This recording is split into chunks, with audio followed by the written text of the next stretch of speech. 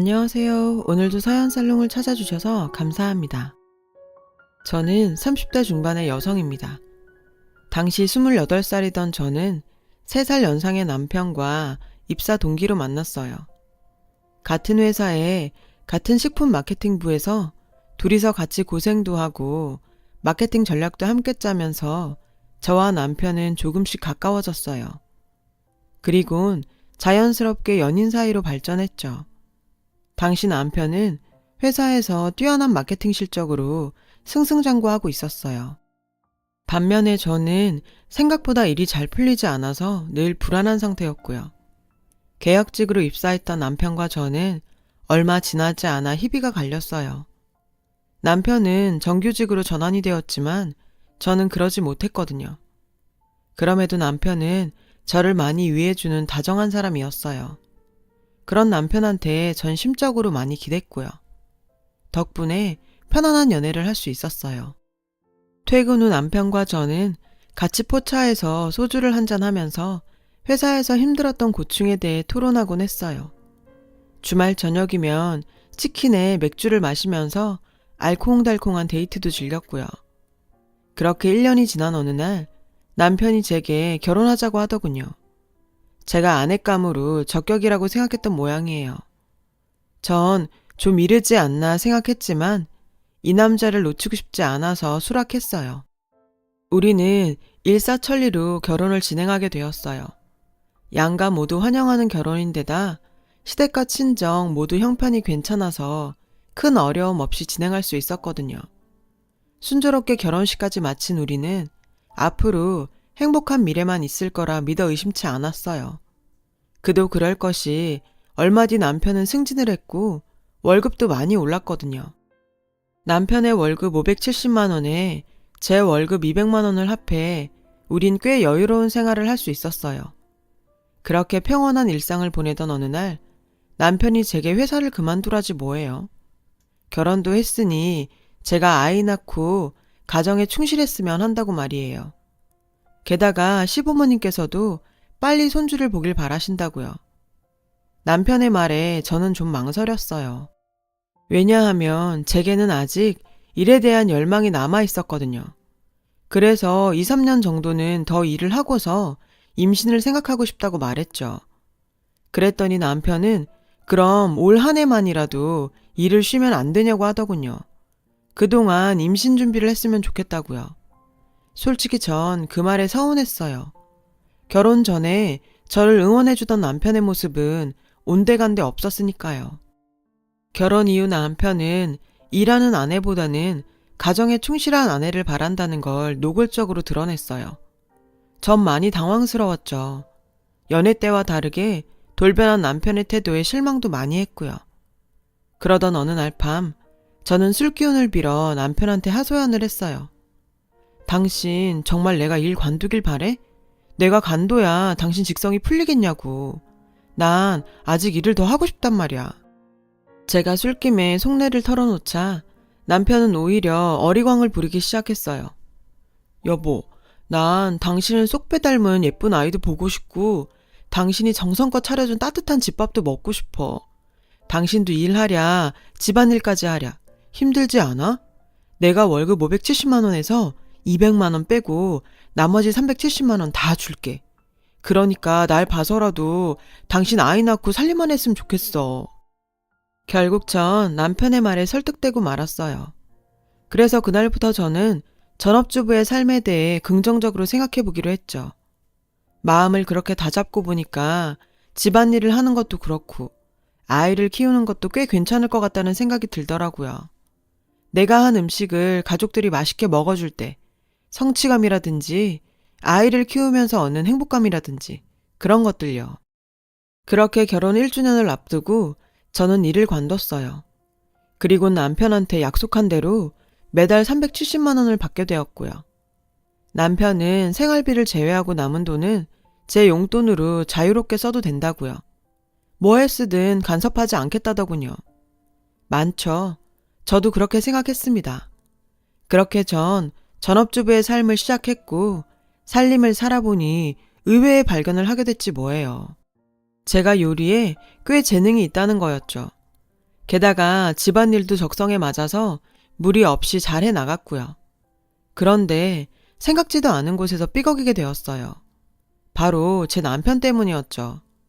전업주부 하라고 그렇게 등 떠밀더니 이젠 시집살이까지 시키지 뭐예요. 시어머니보다 더한 남편살이요.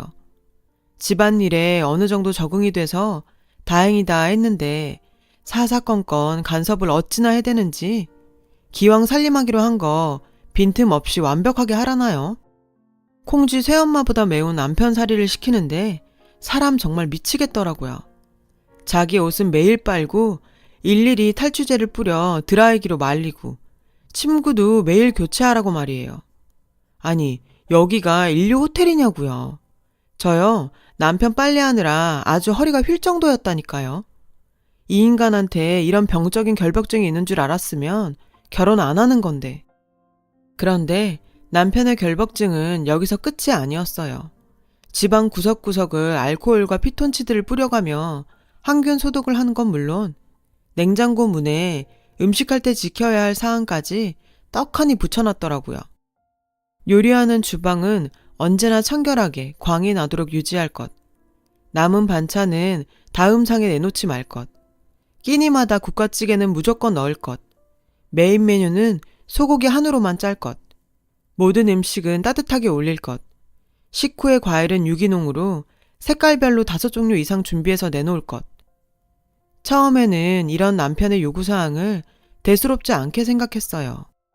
어느 정도 맞춰주면 남편도 별말 없을 거라 생각했고 무엇보다 제가 요리에 자신도 있던 때라 맘먹고 달려들면 못할 것도 없다고 생각했거든요. 그런데 그건 완전 제 착각이었어요. 제 오만이 제 발등을 찍고 말았죠. 전업주부로 집안일을 시작한 첫 달에는 그럭저럭 허리가 버텨주었는데 얼마 안 돼 허리 통증으로 파스 신세를 지게 됐지 뭐예요. 게다가 만만하게 생각했던 요리도 한두 번이면 모를까 매번 지켜나가는 게 여간 힘든 게 아니더라고요. 그뿐인가요?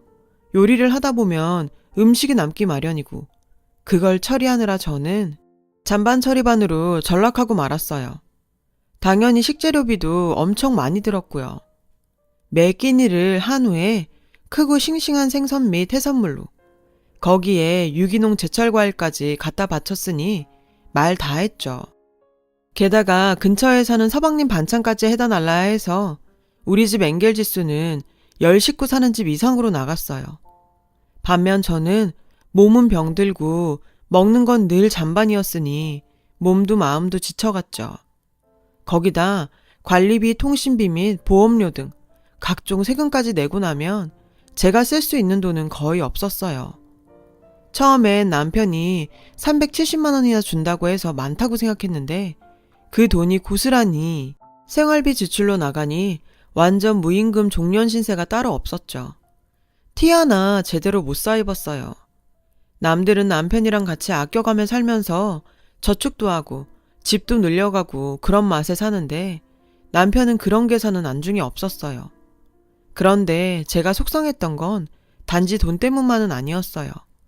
과도한 집안일 때문에 허리가 안 좋다 보니 음식을 차릴 때 가끔은 좀 간편하게 차리고 싶을 때도 있었거든요. 그런데 남편은 그런 때조차도 매정하게 굴더군요. 매 끼니 식사 때마다 온도계로 음식의 온도까지 체크하면서 매번 식탁엔 방금 만든 음식만 올리라고 까탈스럽게 굴었죠.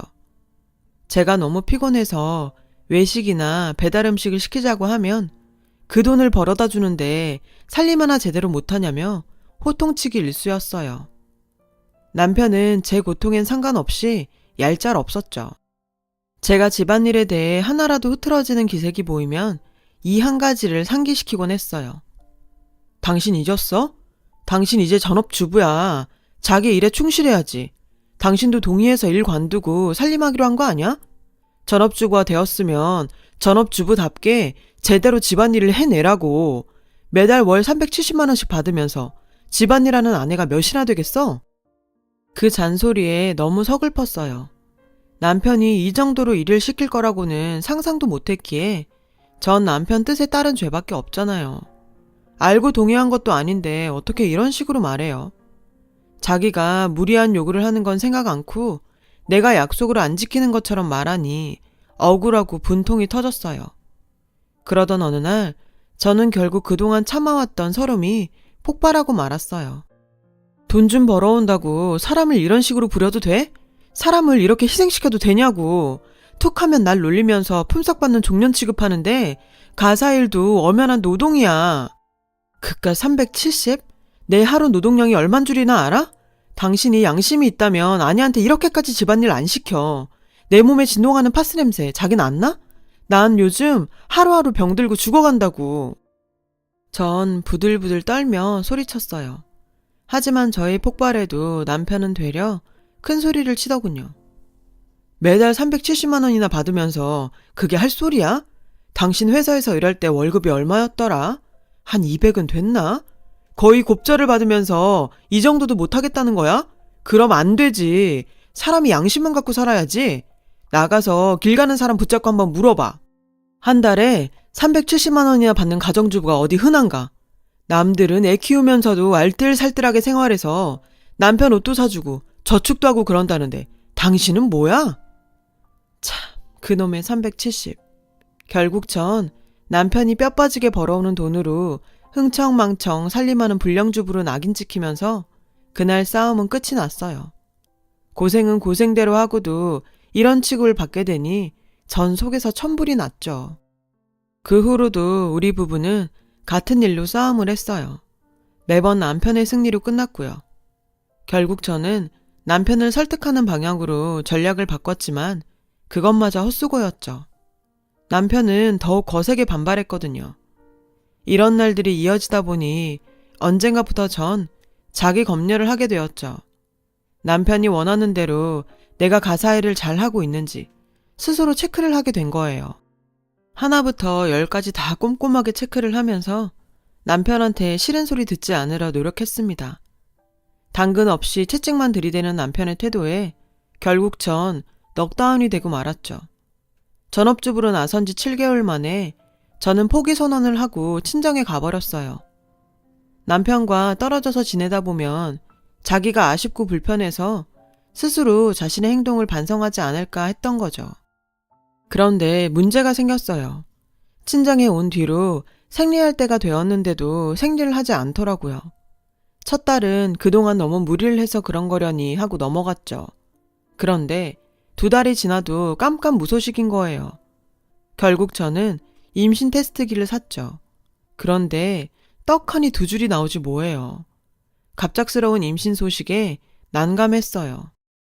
하는 수 없이 남편한테 연락을 했습니다. 남편은 엄청 기뻐하더라고요. 그날 밤 남편은 퇴근하자마자 저희 친정으로 달려왔어요. 그리곤 집으로 가자며 살살 달래더군요. 임신까지 한 마당에 별 수 없어서 저는 남편을 따라 집으로 돌아왔어요. 남편 없이 아이를 낳을 수는 없으니까요. 저희 임신 소식에 시부모님께서도 무척 기뻐하셨어요. 오매불망 기다리던 손주를 드디어 보게 됐다고요. 제가 친정에 가 있던 사실을 알 리 없는 시부모님께서는 한 걸음에 저희 집으로 달려오셨죠. 네가 드디어 손주를 안겨주는구나. 임신 중에 좋다는 보약도 지어왔으니 잘 챙겨 먹거라. 어머님은 한약 박스를 내미시며 축하해 주셨어요.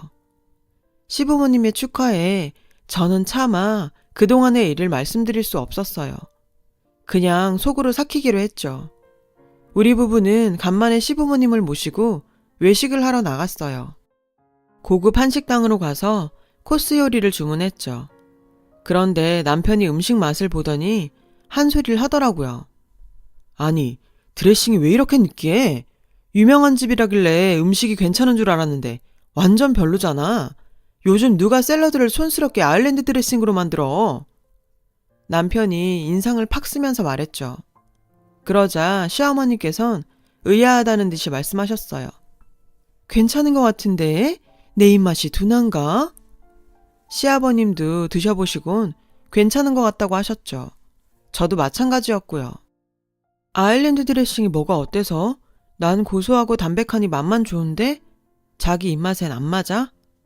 그랬더니 남편이 짜증 섞인 말투로 이러는 거예요. 아일랜드 드레싱 같이 기본적인 드레싱을 내놓는데 고급 식당이라고 할 수 없지. 당신은 식품 마케팅을 했다는 사람이 그런 기초적인 상식도 몰라? 하여튼 당신은 시집 잘 온 줄 알아. 그 실력으론 회사에 남았어도 정직원은 힘들었을 테니까. 맙소사. 아니 이게 아내한테 할 소리예요? 저는 남편의 말에 기가 찼어요. 그깟 드레싱 하나 가지고 정직원까지 들먹일 일이에요. 간만에 외식인데 좋은 분위기를 꼭 이렇게 망쳐야 되냐고요. 전 이번 일은 그냥 넘어갈 수 없었어요. 그래서 시부모님이 보는 앞이지만 남편한테 버럭 화를 냈죠. 내가 시집을 잘 와? 기가 막혀서 정말. 당신 같은 남편 만나서 내가 그동안 어떻게 살았는데 당신 결벽증 때문에 매일 이불 빨래하고 매 끼니마다 까탈스러운 당신 입 맞추느라 미치는 줄 알았다고. 370만 원씩이나 받으면서 엄살 떤다고. 당신이 나를 얼마나 구박했어? 말이 좋아 370이지 고매하신 당신 밥상에 서방님 반찬까지 나르느라 그 돈 다 나갔다고. 땡전 한 푼 못 받으면서 난 온몸에 파스 붙여가며 18시간씩 가사노동 했단 말이야. 제 말에 시부모님께선 당황하셨어요. 어머님께서 남편한테 물으셨죠. 아들, 정말 얘한테 매달 370만 원을 준 게 맞니? 남편은 씩씩거리며 대답하더군요. 네, 그런데도 저런 소리를 한다니까요. 고마운 줄 모르고. 전 이참에 어머님께서 남편한테 한 소리 해주시길 바랬어요. 어머님도 주부니까 제 심정 아실 거라 믿었거든요. 그런데 370만 원이나 받아 처먹었으면 곱게 찌그러졌을 일이지. 어디 시부모 앞에서 지 남편한테 말대꾸냐? 네가 사치 부리고 낭비하니까 남는 게 없지. 남편이 밖에서 뼈 빠지게 벌어다 준 돈 귀한 줄도 모르고 펑펑 써대니 그런 거 아냐. 알뜰하게 챙겨서 돈 모을 생각은 않고 넌 개념이 있는 애니 없는 애니? 야, 가재는 개편이라더니 그 말이 딱이더라고요. 어쩜 이 상황에 자기 아들 편만 들 수 있어요? 저는 어머님 막말에 분노가 상승했죠. 어머니, 제가 사치를 부리다뇨. 저는 살림 맡은 뒤로 옷 한 벌 못 사봤고요. 배달 음식 한 번 못 시켜봤어요. 게다가 몇 끼니 한우에 유기농 야채, 크고 싱싱한 생선만 고집하는데 어떻게 식비를 감당해요? 좀 전에도 보셨잖아요. 어머님 아들 입맛이 얼마나 까탈스러운지. 그런데도 다 제 탓이라고요? 어떻게 그렇게 말씀하세요? 하지만 제 반박에도 불구하고 어머님은 여전히 자기 아들 편이었어요. 팔은 안으로 굽는다더니 시어머니는 자기 핏줄인 아들뿐이더라고요. 그 어머니의 그 아들이었죠. 야, 너 그따위로 말할 거면 손주 낳고 네 발로 나가라. 난 너 같은 며느리는 감당 못하겠다. 어디 감히 시어머니한테 그딴 식으로 대들어? 버르장머리 없게. 적반하장이 따로 없었습니다. 그런데 그 순간 배가 땡기기 시작했어요. 그리고는 허리를 펼 수 없을 정도로 통증이 심해졌죠. 이런 상황도 모르고 남편은 절 무시하는 막말을 쏟아내더군요. 회사 다닐 때 부지런하게 일하길래 집안일도 잘할 줄 알고 결혼했는데 완전 똥 밟았다니까요. 이건 완전 집에서 노는 애한테 돈 갖다 바치는 꼴이라니까요. 남편의 말에 전 큰 충격을 받았어요. 그때였죠. 허벅지를 타고 뜨거운 무언가가 흘러내리더군요. 피였어요. 저는 심한 하열과 함께 그대로 정신을 잃었어요. 결국 전 유산하고 말았습니다. 미처 태어나보지도 못한 채 하늘나라로 가버린 뱃속의 제 아이를 생각하니까 남편이 더더욱 원망스럽더군요. 아이를 잃은 충격에 전 한동안 멍하게 지냈어요. 그 와중에도 남편은 제 탓을 하더군요. 제가 분노 조절을 못해서 유산한 거라고, 모든 게 다 제 탓이라고요. 게다가 자기 자식 죽인 살인자 취급까지 하는데 정말 참을 수가 없었어요. 더 이상은 이런 인간하고는 살 수 없다는 생각뿐이었어요. 그래서 남편한테 이혼하자고 했어요. 그러자 남편도 피차 일반이라는 듯이 그러자더군요. 그렇게 우리는 이혼을 했습니다. 그런데 막상 이혼을 하고 나니 저한테는 남아있는 게 아무것도 없더라고요. 이혼녀에 경력 단절녀라는 꼬리표만 남아있었죠. 하지만 이대로 무너질 수는 없었어요. 인생을 포기하기엔 전 아직 젊으니까요. 뒤늦게 새로운 일을 찾아 나서는 건 쉽지 않았어요. 여러 곳에 이력서를 냈지만 돌아오는 건 거절뿐이었죠. 그렇게 저는 친정에 머물면서 하루하루 힘들게 지내고 있었어요. 그러던 어느 날이었죠. 전에 알고 지내던 친한 남사친한테 연락이 왔더라고요. 자기한테 괜찮은 식품 사업 아이템이 있어서 사업을 추진 중인데 마케팅 쪽을 맡아줄 사람이 없다며 저보고 같이 일해보지 않겠냐고 했죠. 마케팅이 성공적으로 이루어지면 충분한 보상도 해주겠다고요. 하늘이 내게 준 기회라고 생각했어요. 그래서 그 제안을 받아들이기로 했죠. 신생회사라 아직 체계가 안 잡혀서 일이 고되긴 했어요. 하지만 그만큼 보람도 컸습니다. 처음엔 고전을 했지만 시간이 지나자 서서히 마케팅 성과가 나타나기 시작했어요. 결국 남사친의 회사는 크게 성장하게 됐고 전 거기에 도움이 될 수 있었어요. 친구가 그러더군요. 사업이 폭발적으로 성장하는데 저희 공격적 마케팅 전략이 주요했다고요. 그렇게 대박난 남사친의 사업 덕분에 저는 그에 따른 엄청난 보상을 받았어요. 그렇게 3년 정도 바짝 돈을 모은 끝에 직장인 치곤 꽤 큰 돈을 주게 되었어요. 남사친은 그 돈으로 주식 투자를 해보면 어떻겠냐고 하더군요. 자신도 주식으로 재미 좀 봤다고요. 솔직히 전 걱정이 되더라고요. 제가 잘 모르는 분야고 주식으로 망한 사람들도 많이 봤으니까요. 근데 생각해보니 세상에 안전한 건 없는 것 같더라고요. 제 결혼만 해도 그렇잖아요. 평생 변하지 않을 것 같았던 남편이 그렇게 변해버릴 줄 누가 알았겠어요. 전 아직 젊고 실패해도 다시 일어설 자신이 있으니 해보자 했죠. 결과는 대박이었어요. 제가 투자한 제약회사에서 개발한 백신이 미국 FDA 승인을 받으면서 엄청난 대박을 친 거죠. 덕분에 전 평생 상상도 못 해본 돈을 벌었고요. 남사친은 그 돈으로 다른 주식을 더 사모으라고 했지만 전 그러긴 싫었어요.